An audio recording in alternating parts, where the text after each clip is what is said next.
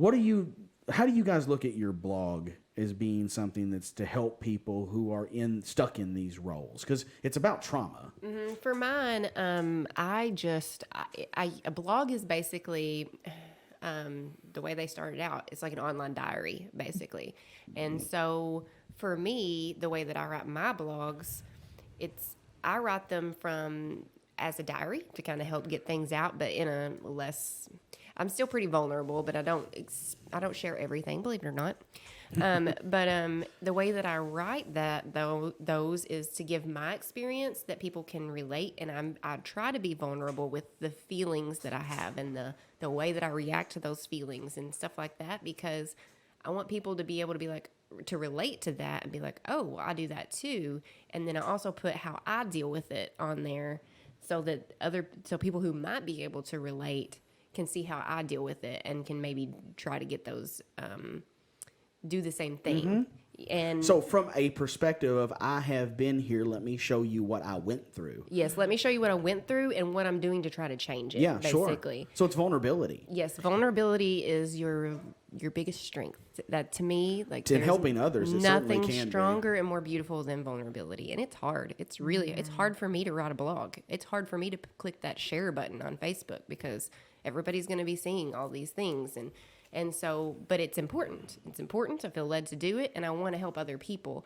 And we are going to actually, since you brought that up, we're actually going to start, we're working on some stuff to help actually have people to have the steps. So we can have like a program to help people to actually get to this certain point that they want to get to. Breaking the cycles. For breaking cycles of certain things. So we are working on that to have more information like that out there. Yeah, showing that good, bad, and ugly is like, I think that vulnerability it gives you something to look at to where you're like, oh my gosh, me too.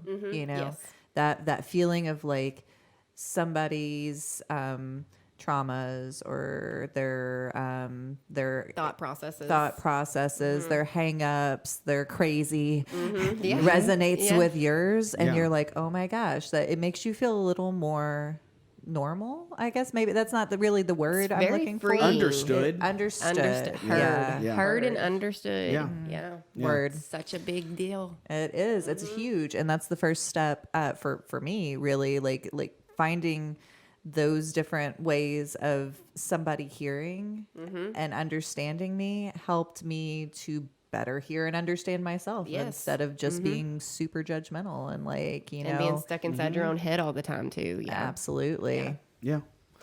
So I'm glad that you all are doing that, because that's like a continuation of like this conversation. How do we help people continue to break these cycles? And using a lovely pause to do that is a really good way to have a resource out there that people, it seems, and it's a good thing too, is it seems just so innocuous. Like it's not like you're looking up like help centers or you're looking up suicide prevention lines, you know, things that are like maybe stigmatized.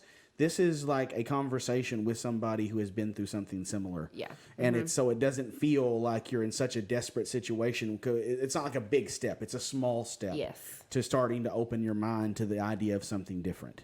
Yeah, and I'm just going to throw this out there too. I did write a blog on this that I shared last week of why people don't report. Mine was more from a child perspective because I grew up as a child in domestic abuse and had sexual abuse when I was little, and so breaking those speaking out about that was something I didn't do till I was in my late 20s, mid to late 20s.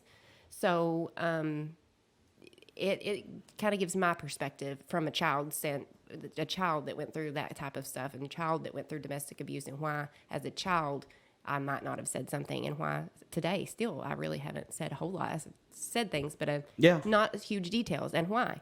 And so that's a totally different. It's not being, a grown-up being in that situation, but a child being in that situation and what that's like. And so that was on that. What was the name of that one? It was called The Struggle of Telling, an insight into why people don't report and why some people don't report. And that's on a Lovely Pause. It's on a Lovely Pause. Yeah, it's on our website, and it's also on the Facebook page, both Facebook pages, Lovely Pause and Affinity. It's been shared both places. Oh, okay. So. Okay, good. All right. So, I mean, I hope that helps provide some understanding. It's it's a scratching the surface, but that's the most we can do with the amount of time that we have. And we try to go in depth more through our blogs and through things like that. But I hope that gives you some general understanding. If I can say anything, it's please, even if you're not going through this circumstance, withhold your judgmental side for the abused and the abusers or the consummate heroes, because it's not like those people necessarily want to be that way. And all of us struggle with something. That is their struggle. We are supposed to emulate the nature of Christ and be there for people who are in desperate situations and be that light on a hill for people by not only trying to work through our own demons as an example, but being there in love and compassion for those who are going through difficulty. By judging them, we only make their situations worse, and we only make the realities more real and give a greater chance for them to stay in it. So if we can withhold that judgment and be helpful, that's a much better way of going about it. There is, in my blog, I say one thing, and I think this goes across the board for all victims of anything. Even abusers, because I've been in the abuser too. So even abusers, shame is one of the biggest things that, as a victim, even and as an abuser, that I deal with, and I know that a lot of other people do as well. And so, shaming someone who already lives their life built around shame is only making the situation worse. Yeah, you're only feeding the monster. Yeah.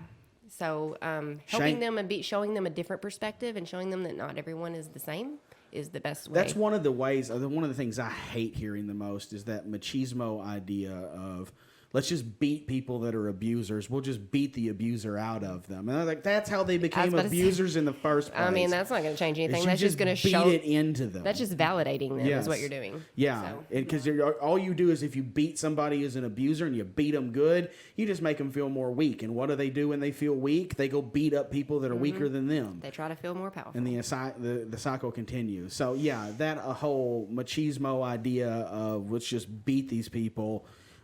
Good luck. You're just going to make the situation worse. So that's one thing that frustrates me.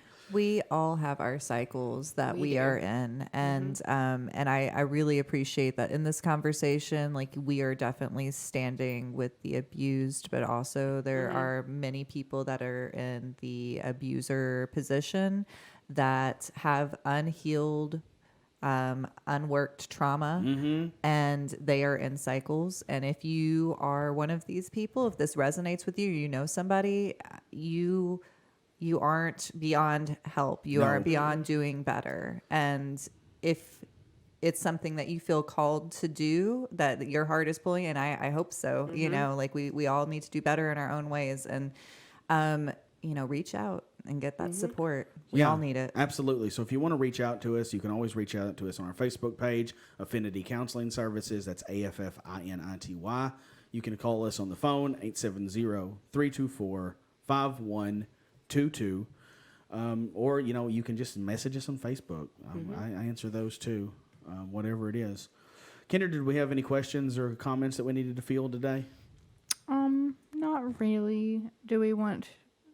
We have the domestic violence hotline. Oh, yeah, please put that up there. Yeah, if you are going through a domestic abuse situation, the domestic violence hotline number should be showing on our screen right now.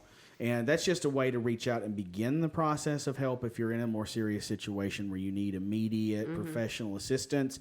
That is the best way to go about it to get started.